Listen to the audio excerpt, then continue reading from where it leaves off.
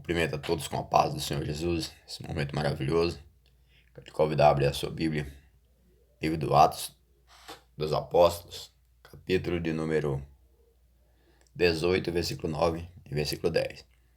Lembrando que você que ainda não é inscrito no meu canal, inscreva, por favor. PB Eufrásio Bonfim.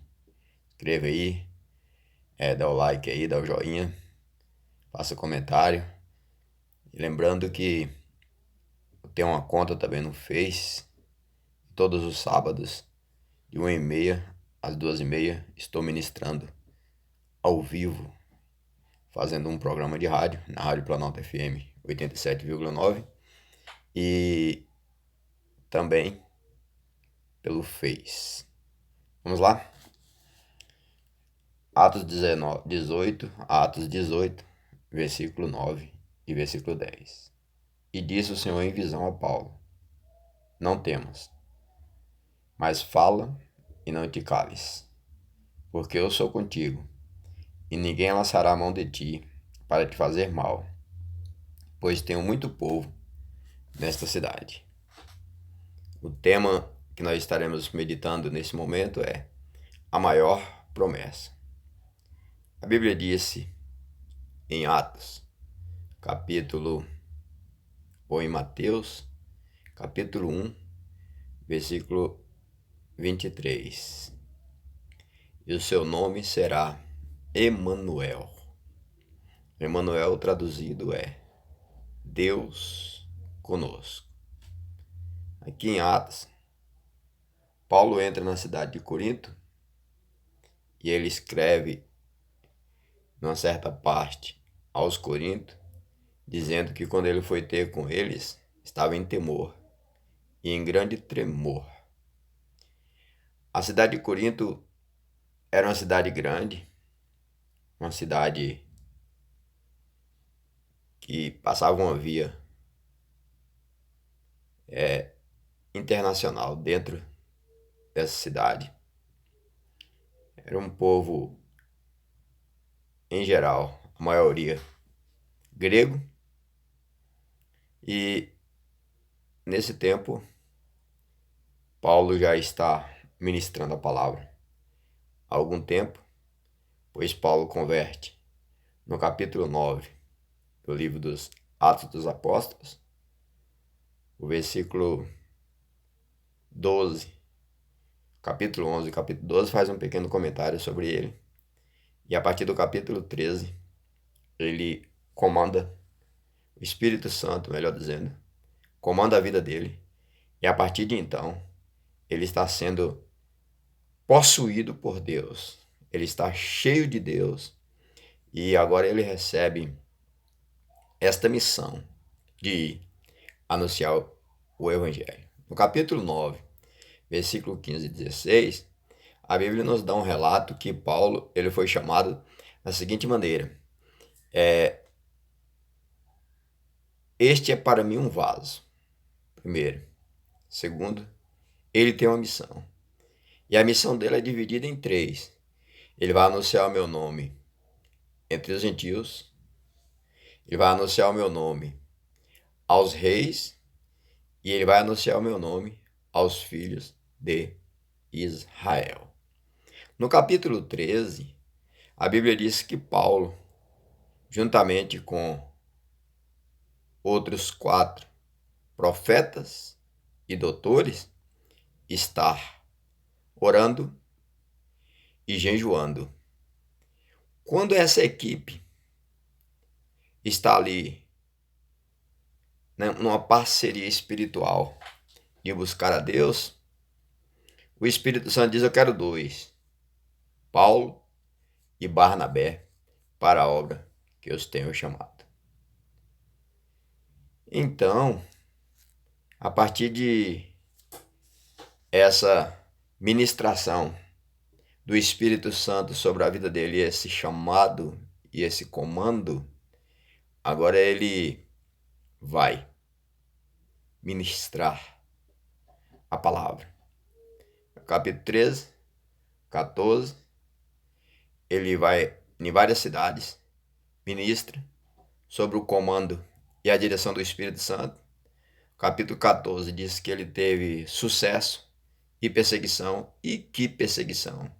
Que a Bíblia diz que ele foi até apedrejado, foi tido como morto, mas levantou no dia seguinte e foi para a próxima cidade. E o dicionário bíblico nos informa que o trajeto que Paulo e Barnabé saiu da cidade que ele tinha sido apedrejado para outra foram 30 quilômetros. Eu, presbítero Eufrásio, não tenho informação qual foi o tipo de transporte que Paulo usou, mas provavelmente ele tenha ido de pé. 30 quilômetros é um dia bem andado. Eu já andei muito de pé. A gente que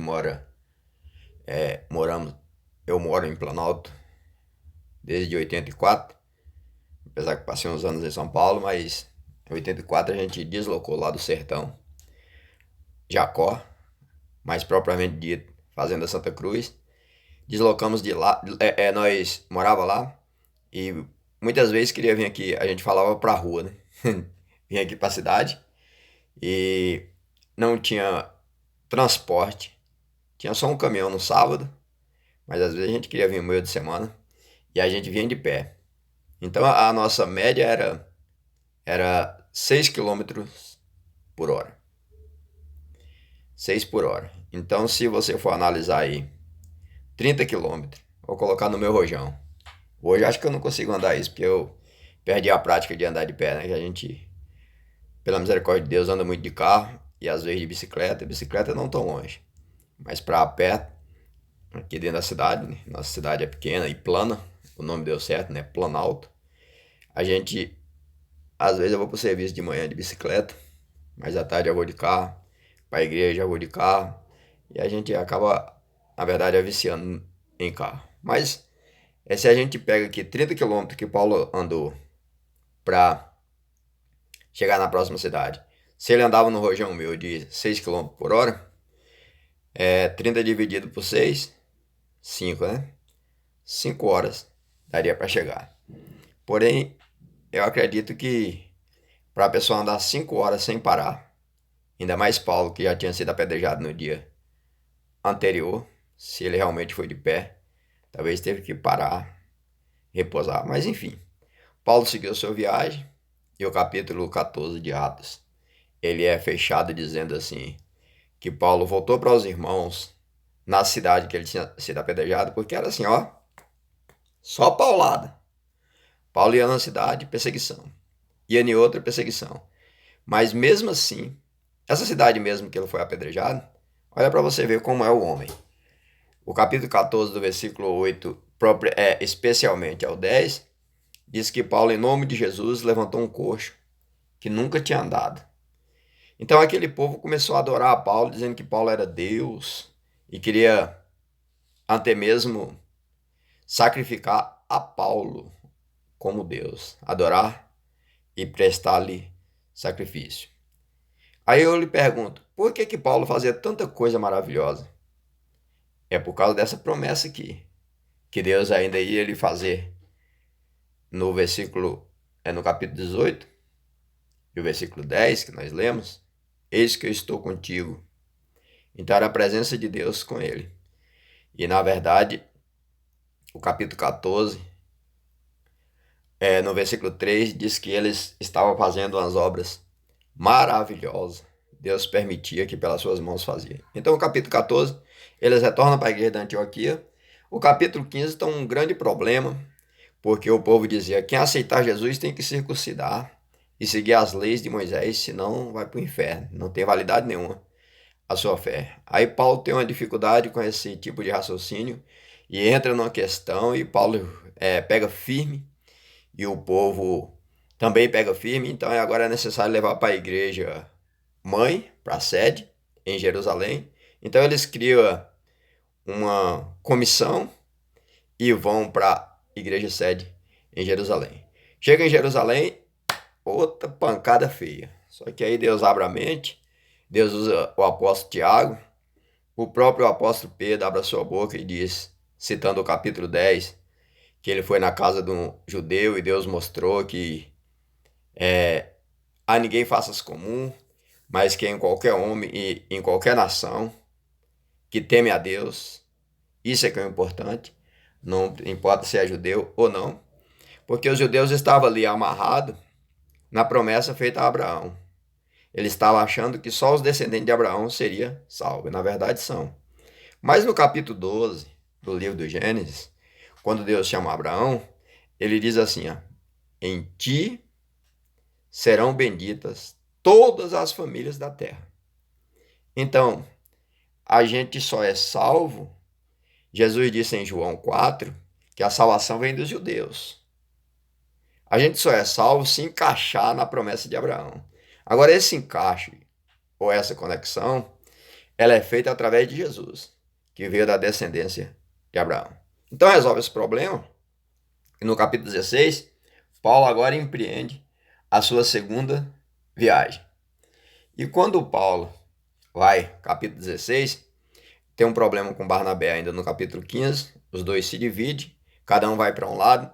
Tem gente que chama isso de divisão, eu chamo de multiplicação. Ao invés de ter sido uma contenda, eles dois não concordaram em... Barnabé queria levar João Marcos e Paulo dizia que não ia levar porque João Marcos tinha regredido, voltado para trás. Então, essa contenda aí, Deus, talvez não foi Deus quem promoveu, mas Deus se utilizou dela. Enquanto Barnabé foi para uma área, Paulo voltou a visitar os irmãos que tinham sido evangelizados. Paulo agora vai com Silas e chega lá em Derbe, encontra já um fruto do seu trabalho, um homem chamado Timóteo, um homem de boa reputação, um homem de Deus. E no capítulo 17, Paulo vai a Bereia e encontra os irmãos ali prudentes que meditam na palavra e tem um discurso no Areópago. E agora o capítulo 18, Paulo diz que em Corinto, e depois fala a sequência, né? Em Éfeso e volta para Jerusalém. Então, quando ele chega em Corinto, em todo esse raciocínio, porque era assim, os judeus queriam um sinal que Jesus era realmente o Cristo. Os gregos já queriam uma evidência, uma comprovação de intelectualidade e sabedoria. Então, Paulo diz, quando ele escreve aos Coríntios, na sua primeira carta, no capítulo 1, que os judeus buscam sabedoria. E os judeus, os gregos buscam sabedoria e os judeus buscam sinais. Aí ele diz no capítulo 1 de 1 Coríntios, mas nós pregamos a Cristo crucificado. O Cristo crucificado não é evidência para os judeus, é escândalo. Essa que é a evidência, o sinal de que Deus está falando, esse aí crucificado, morto como ladrão, como assassino, não aceito. A doutrina da salvação é tão simples quanto maravilhosa. É só levantar as mãos, aceitar Jesus e viver pela palavra, a pessoa é salva. Aí os gregos diziam, é bom demais para ser verdade. Não cremos nisso, isso é loucura. Aí Paulo, que era um homem estudioso, intelectual, ele não coloca isso como base para servir a Deus e para ser usado por Deus. Ele diz ainda no capítulo 1 que ele não usou da sabedoria humana para que a cruz de Cristo não se fizesse vã. Aí ele continua dizendo no capítulo 1 de 1 Coríntios que esta salvação e este chamado divino para o homem ser usado na terra, Deus chama os que não são para confundir os que são. E ele diz no capítulo 1 que não são muitos poderosos, nem muitos os sábios desse mundo, porque Deus chamou os que não são para aniquilar os que são, para que nenhuma carne se glorie.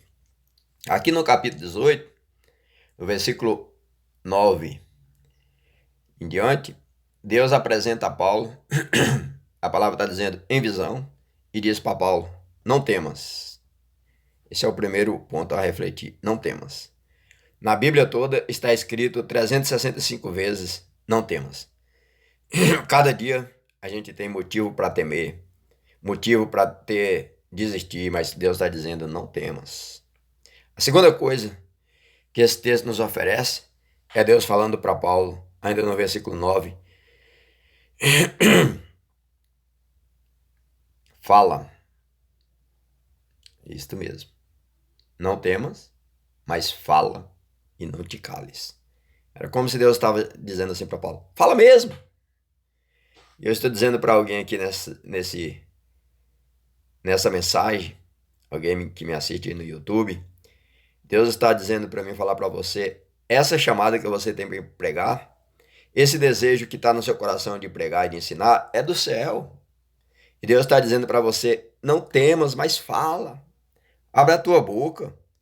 Josué 1:8 disse: não se aparte da tua boca o livro desta lei. Antes medita nele, de dia e de noite, para que tenhas cuidado de fazer conforme a tudo quanto nele está escrito. Porque então farás prosperar o teu caminho, e então prudentemente te conduzirás. Segundo aos Coríntios, capítulo 4, versículo 13, Paulo diz assim: e nós temos, portanto, o mesmo espírito de fé, como está escrito: cri, por isso falei. Nós cremos também, por isso também falamos. Se a gente fosse criar uma mensagem aqui só sobre o falar, a gente tinha material suficiente dentro da palavra de Deus para falar sobre isso. Por exemplo, Pedro diz assim: se alguém falar, fale segundo as palavras de Deus. Capítulo 14, versículo 7 de Josué, Caleb abre a sua boca e começa a dizer do que ele falou quando foi espiar a terra, e do que os outros 10 espias falaram quando foram também espiar a terra. E ele disse: eu continuo crendo. E Paulo está dizendo assim: nós cremos e por isso falamos. Terceiro, você está bem acompanhado. Esta é a maior promessa. A maior promessa que o ser humano pode ter é ter a presença de Deus sobre a sua vida. E Deus está dizendo para ele: eu sou contigo. Que coisa maravilhosa, hein? Quando a pessoa tem essa convicção que Deus está com ele, aí é momento de erguer a cabeça em meio à dificuldade, porque fazer a obra de Deus não é só mar de rosa, meus amados. Fazer a obra de Deus muitas das vezes é dificuldade. O Salmo 126 diz: aquele que leva a preciosa semente andando e chorando, voltará sem dúvida com alegria, trazendo consigo os seus molhos. Salmo 23, versículo 4, diz assim: ainda que eu andasse pelo vale da sombra da morte, não temeria mal algum, porque tu estás comigo. E quarto, e bem seguro. Meu amado, estando com Deus é uma segurança extraordinária. Por isso é dito em 2 Crônicas, capítulo 20, crede no Senhor vosso Deus e estareis seguro. Era como se alguém dissesse assim: quem é doido? Era como se Jesus estivesse dizendo assim para Paulo: quem é doido de mexer em você? Quem é o doido que vai ter coragem de mexer em você se eu estou contigo? Então, Paulo, cumpra a tua missão, faça o que eu te mandei, porque eu estou contigo.